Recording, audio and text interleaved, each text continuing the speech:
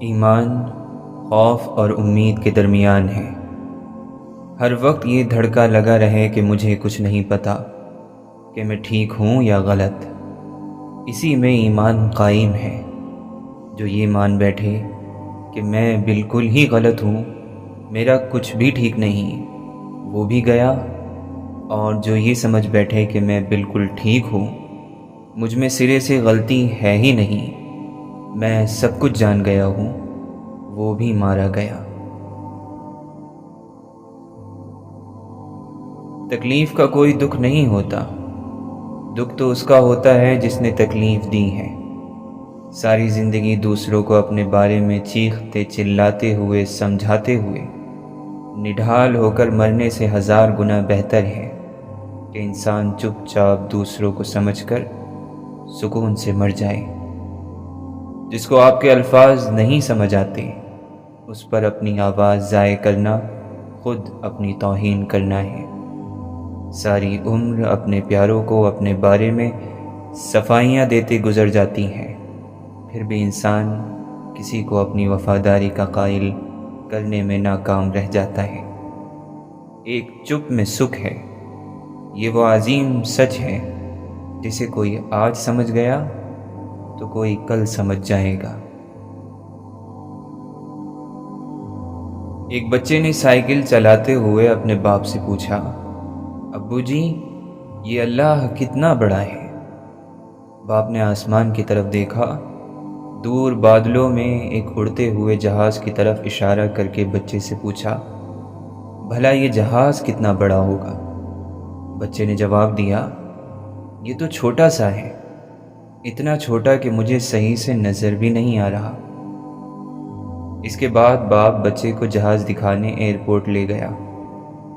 وہاں جا کر باپ نے جہاز کے پاس کھڑے ہو کر پوچھا، بیٹا اب بتاؤ جہاز کتنا بڑا ہے؟ بیٹے نے جواب دیا، ابو جی یہ تو بہت بہت بہت بڑا ہے۔ اس پر اس کے باپ نے اسے بتایا کہ بیٹا، جو اللہ کے جتنے قریب ہوتا ہے، اللہ اسے اتنا بڑا لگتا ہے۔ انسان کا ذہن ہر خیال کو بڑا کر کے دکھاتا ہے۔ کسی کو حادثہ پیش آ جائے تو انسان کو فوراً ایسے خیال آنے لگتے ہیں کہ شاید وہ مر جائے گا، اس کا کاروبار اجڑنے لگا ہے، اس کے بیوی بچوں کا اب کیا ہوگا؟ کیا صرف جسمانی تکلیف کافی نہیں تھی کہ انسان کو تکلیف دینے کے لیے اور اس کی اس تکلیف کو بے پناہ بڑھانے کے لیے اس کا ذہن بھی اس پر حملہ کر دیتا ہے؟ صرف اللہ کے دوستوں کو اس سے نجات ہوتی ہے، باقی سارے اس میں گرفتار ہوتے ہیں۔ یہ خوف کی ایک شکل ہے، اور انسان جلد باز ہے۔ تمام جانداروں میں صرف انسان ایک ایسی مخلوق ہے جسے موت کا مکمل اور سب سے بلند شعور ہے۔ یہ خوب جانتا ہے کہ اسے مر جانا ہے، فنا ہو جانا ہے۔ ہر لمحہ کسی بھیانک سیاہ آندھی جیسا لپکتا، بڑھتا اور پھیلتا چلا آتا موت کا یہ بے پناہ شعوری اور لاشعوری خوف اسے ہر وقت بے چین رکھتا ہے۔ یہ بے چینی جلد بازی کو پیدا کرتی ہے۔ انسان مرنے سے پہلے کچھ کرنا چاہتا ہے، کچھ بھی، بس کچھ بھی۔ جب ٹرین کسی سرنگ سے گزرتی ہے اور ایک دم سے اندھیرا ہو جاتا ہے تو آپ اپنی ٹکٹ کو پھینک کر ٹرین سے باہر نہیں کود جاتے، کیونکہ آپ کو ٹرین کے ڈرائیور پر بھروسہ ہے۔ اسی طرح جب زندگی کی ٹرین مشکلات، دکھوں اور مصیبتوں کے اندھیروں سے گزر رہی ہو تو زندگی کی ٹرین کو چلانے والے پہ بھروسہ رکھو، وہ ان اندھیروں سے ضرور نکال لے جائے گا۔ بس کبھی کبھی یہ سرنگ چھوٹی ہوتی ہے اور کبھی کبھی بہت لمبی۔ یقین رکھو کہ ہوتی یہ سرنگ ہی ہے جس کے دوسرے سرے پہ روشنیاں اور اجالا ہی اجالا ہوتا ہے۔ بس ہمیں اس سفر کے ختم ہونے کا انتظار کرنا ہے۔ پورا جنگل لکڑیوں سے بھرا ہوا ہے، لیکن جانور آگ لگا کر اس پر کھانا نہیں پکا سکتے۔ مٹی پر سو جاتے ہیں لیکن اس سے اینٹیں بنا کر گھر نہیں بنا سکتے۔ جڑی بوٹیاں موجود ہیں لیکن جمع کر کے ان سے دوائیاں نہیں بنا سکتے، جبکہ انسان یہ سب کچھ کر سکتا ہے۔ کس نے انسان کو یہ شعور بخشا؟ بے شک وہ رب اللہ ہے، وہی عبادت کے لائق ہے۔ صرف پیسوں کی کثرت میں برکت نہیں ہوتی، یہ بھی برکت ہے کہ 2-3 ماہ گزر جائیں اور آپ کو ڈاکٹر کے پاس جانے کی ضرورت نہ پڑے۔ برکت یہ بھی ہے کہ آپ کے پاس چیزیں خراب یا ضائع نہ ہوں، اور یہ بھی تو برکت ہے کہ آپ تھوڑا کھانا کھاؤ اور سیر ہو جاؤ اور کم سو کر بھی تر و تازہ اٹھو۔ کچھ بھی رائے گا نہیں جاتا، کچھ سیکھا ہوا، کچھ بانٹا ہوا، کچھ سکھایا ہوا، کچھ اچھا کیا ہوا، کسی بات پر صبر کیا ہوا، اللہ سے کچھ مانگا ہوا، دل کو مارا ہوا، توبہ کی ہوئی، کسی کی مدد کی ہوئی، کسی سے دعا کی ہوئی، کسی دعا کی قبولیت پر انتظار کیا ہوا، کچھ بھی رائے گا نہیں جاتا۔ سب لکھا جا رہا ہے، سب دیکھا جا رہا ہے، سب کو سنا جا رہا ہے، اور وہ واپس پلٹایا جائے گا آپ کی جانب خوبصورت انداز میں، قبولیت کی شکل میں، سکون کی صورت۔ ضروری تو نہیں زندگی میں بے سکونی کی وجہ کالا جادو ہی ہو، آپ کے کالے کرتوت بھی تو ہو سکتے ہیں۔ ضروری تو نہیں آپ درست ہوں، کبھی کبھار آپ غلط بھی تو ہو سکتے ہیں۔ ہر وقت دوسروں کو قصوروار ٹھہرا کر مظلوم بننا آپ کی فطرت بھی تو ہو سکتی ہے۔ تنہائی ایسی طاقت ہے جسے بہت کم لوگ سنبھال سکتے ہیں۔ اگر کوئی شخص کم وقت میں زیادہ علم حاصل کرنا اور رب تعالیٰ سے قریب ہونا چاہتا ہے تو وہ قرآن پاک کا علم حاصل کرے۔ انسان ہدایت کا راستہ اس وقت تک نہیں پکڑ سکتا جب تک دنیا کی محبت اس کے دل سے نکل نہ جائے۔ روحانیت حاصل کرنے کا صرف ایک ہی راستہ ہے کہ انسان کے اندر کا تعلق رب سے جڑ جائے۔ ہم اپنے دل میں آپ صلی اللہ علیہ وسلم کے احسان مند ہوں اور اس احسان مندی کے اظہار کے طور پر آپ صلی اللہ علیہ وسلم پر زیادہ سے زیادہ درود بھیجیں۔ اللہ کی رضا کے لیے، اللہ کی پسندیدہ راستے پر چلنے کے لیے اگر ہم نفس پر جبر کرتے ہیں تو اس کا بے پناہ اجر ہے۔ مایوسی انسان پر اس وقت طاری ہوتی ہے جب وہ رب تعالیٰ کے وجود اور اس کے قادر مطلق ہونے کو تو مانتا ہے لیکن اس پر بھروسہ نہ ہو۔ سچائی اور دیانت داری کی آواز ہمیشہ بلند رہنی چاہیے، خواہ ایک آدمی ہی ایسا کرے۔ حسن بصری رحمۃ اللہ علیہ سے پوچھا گیا، آپ یہ پرواہ نہیں کرتے کہ لوگ کیا کہیں گے، ایسا کیوں؟ فرمایا، دنیا میں اکیلا آیا ہوں، دنیا سے اکیلا جاؤں گا، قبر میں پڑوں گا تو اکیلا، حساب کے لیے پیش ہوں گا تو اکیلا، جنت میں جاؤں گا تو اکیلا، خدا نخواستہ دوزخ میں گیا تو اکیلا، تو لوگ کہاں سے آ گئے؟ تعریف اس رب کی ہے جس کی تعریف کے لائق کوئی ذات نہیں، جس کی نعمتوں کو گننے والے گن نہیں سکتے۔ جب درد بڑھنے لگے اور کچھ بھی سمجھ نہ آئے تو اپنے رب کی طرف چلے جاؤ، کیونکہ دل کا سکون بس اسی کی یاد میں ہے۔ دکھ، درد، تکلیف اگر اللہ کی ناراضگی ہوتی تو یہ نبیوں کو نہ ملتی۔ یہ نعمت ہے جو اللہ کا راستہ دکھاتی ہے۔ حال یعنی موجودہ وقت کی بھی فطرت ہے جو کبھی نہیں بدلتی۔ جس نے بھی کسی حال کا خوشی کے ساتھ استقبال کیا، حال نے اسے خوش قسمت بنا دیا۔ شکر گزار کو ہی شکر کی توفیق عنایت ہوتی ہے، ناشکرے کو نہیں۔ جو تمہیں اور تمہارے برے اعمال کو جانتا ہے وہ پکڑ کر سکتا ہے، اس کے باوجود نہیں کرتا، یہ درگزر کی انتہا ہے، بردباری کی حد ہے، اور بردباری بھی کئی اعتبار سے، اور ہر اعتبار سے ہر چیز پر چھائی ہوئی ہے۔ محنت کی جزا شاہی اور عیش و عشرت کی سزا تباہی ہوتی ہے۔ جب تک تو نے برائی سے باز نہیں رہنا، برائی نے بھی کبھی باز نہیں رہنا۔ برائی کوئی چیز نہیں، تیری کرتوت ہی کا نام برائی ہے۔ جب تم چاہتے ہو اس وقت نہیں، جب وہ چاہتے ہیں تب کام ہوتا ہے۔ آزمائش زندگی کی ایک منزل ہے، اور ہر حال میں صبر کرنا اللہ کی عنایت ہے۔ جد و جہد کوشش کے ساتھ اگر قابلیت بھی ہو تو نور علی نور ہے، ورنہ کوشش اور جد و جہد قابلیت کی محتاج نہیں ہوتی۔ نیکی تیری آخرت کا سرمایہ ہے، نایاب اور ضروری سرمایہ، اسے یوں ہی ضائع مت کر۔ ایک پرندہ ہے کہ جب موج میں آ کر ملہار گاتا ہے، بارش برسنے لگتی ہے۔ یہ بات سنی سنائی ہے، اور ذکر کرنے والا جس کا ذکر کرتا ہو اس کی یاد میں گم ہو کر ذکر کرتا ہے تو رحمت برسنے لگتی ہے۔ یہ بات دیکھی ہوئی ہے۔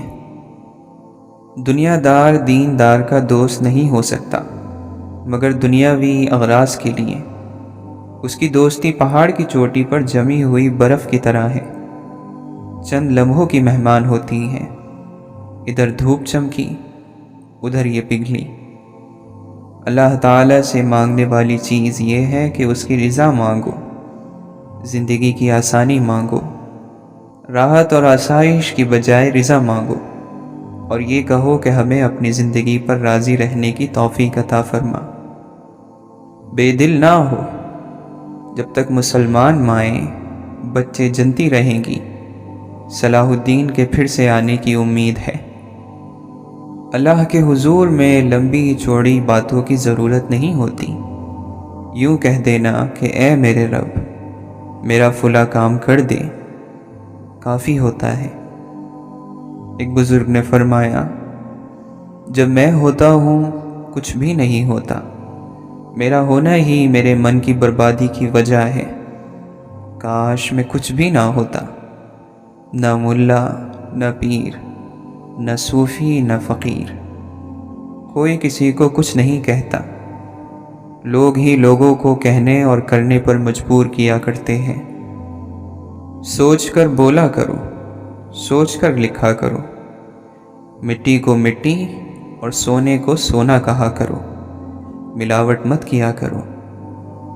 پاؤں کے ناخن سے لے کر سر کی چوٹی کے بال تک تیرے جسم کا ہر حصہ ایک ضروری حصہ ہے۔ بعض بول بندے کے نہیں اللہ کے ہوتے ہیں، اور حق ہی کے ترجمان ہوتے ہیں۔ جسم کا حسین ترین حصہ آنکھ ہے، سب سے پہلے پانی بن کر مٹی میں مل جاتا ہے۔ اے فضل سے بے خبر انسان فضل مانگ، فضل کے ہمراہ ہر چیز ہوتی ہے، اور ہر ہیلہ اور وسیلہ فضل ہی کی بدولت ہوتا ہے۔ لوگوں اللہ کی طرف لوٹ چلو، لوگوں یہاں سدا نہیں رہنا، اور نہ ہی پھر کبھی لوٹ کر آنا ہے۔ لوگوں اپنے اللہ سے ڈرو، جن کاموں کے کرنے کا حکم دیا گیا ہے کرو، جن کاموں سے منع کیا گیا ہے ان سے بچے رہو۔ ہم مذہب کے لیے جھگڑتے ہیں، مذہب کے مطابق عمل نہیں کرتے۔ اگر عمل کرتے کسی بھی قسم کی کوئی بے لذتی اور ناپسندیدگی کبھی پیدا نہ ہوتی، محبت کا دور دورہ ہوتا۔ جب تک تو یہ نہیں کہتا کہ تیری دنیا میں بسنے والا ہر مسلمان میرا بھائی ہے، تو پورا مومن نہیں بن سکتا۔ مسلمان مسلمان کا بھائی ہے، اپنے کسی بھائی کو کافر کہنا کسی بھی طرح کسی کو روا نہیں۔ ہم نے کسی کافر کو تو کیا مسلمان بنانا تھا، مسلمانوں کو کافر بنا بنا کر رول رہے ہیں۔ ہمارے آقا صلی اللہ علیہ وسلم کی محبت سے سرشار ہو کر جو بھی جماعت اللہ کے دین یعنی اسلام کی دعوت اور تبلیغ کے لیے، اللہ کے لیے، صرف اللہ ہی کے لیے اللہ کی راہ میں نکلتی ہے، دعوت کی تمام ادائیں سمٹ کر اس پر چھا جاتی ہیں، اور ہم سب اللہ کے لیے اللہ کی راہ میں نکلے ہیں، کسی اور کام کو کسی خاطر میں نہیں لاتے۔ جس بھی قوم نے ترقی کی، متحد ہو کر کی، قومی اتحاد ہی کی بدولت کی۔ فرقہ قوم کو فرقوں میں بانٹ دیتا ہے۔ پرندوں کی دنیا میں کوا گندگی خور اور ناپاک پرندہ ہے، لیکن اپنی قوم کے اتحاد کا علمبردار ہے۔ ذرا سی آواز لگاتا ہے تو ارد گرد کے تمام کوے آن کی آن میں اکٹھے ہو جاتے ہیں۔ فضول اور لغو چیزوں سے بچنا عین حکمت ہے، اور باتیں اکثر لغو اور فضول ہوتی ہیں۔ ہجرت کا پہلا قدم سکون ہے۔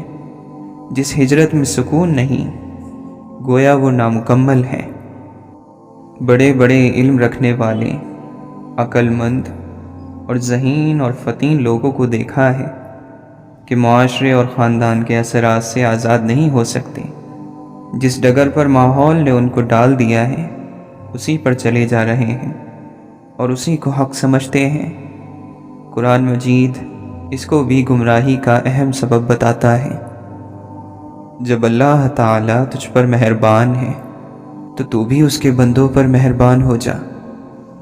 نیک کاموں کی کمائی برے کاموں نے ہی کھائی ہے، یا کھلے لفظوں میں کہیں کہ رات دن کی کمائی جھوٹ، غیبت، چغلی اور حسد ہی نے کھائی ہے۔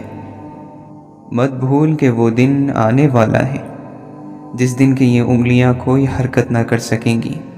اس وقت کو غنیمت جان اور ان سے وہ کام لے جو تیری قبر میں تیرے کام آئیں، اور وہ کام لے جس سے کہ ملت کو یعنی امت مسلمہ کو فائدہ پہنچے۔ تیری نقل و حرکت ناپسند ہے، نامعقول اور نامقبول ہے۔ افسوس کی بات ہے، باز آ جا، آج بدل، ابھی بدل، یہ وقت کی آخری پکار ہے۔ ماضی گزر چکا، جیسے بھی گزرا گزر چکا۔ ماضی سے عبرت حاصل کر، مستقبل کی کسی کو خبر نہیں، کوئی خبر نہیں، کچھ خبر نہیں۔ ماضی کی پرواہ مت کر اور حال کو ضائع مت کر۔ غور کرو، دین اللہ کا، دنیا اللہ کی، ہم اللہ کے، ہر کوئی اللہ کا اور ہر چیز اللہ کی۔ پھر اللہ کی غیرت کو دین کی بے قدری کیسے گوارا ہو سکتی ہے؟ ایمان اسے کبھی قبول نہیں کر سکتا کہ اللہ کا دین اللہ کی دنیا میں بلند نہ ہو، جبکہ دین کا مالک بھی اللہ ہے اور دنیا کا مالک بھی اللہ۔ جھوٹ بولتے ہو اور شرماتے نہیں، نہ غیبت سے نہ چغلی سے۔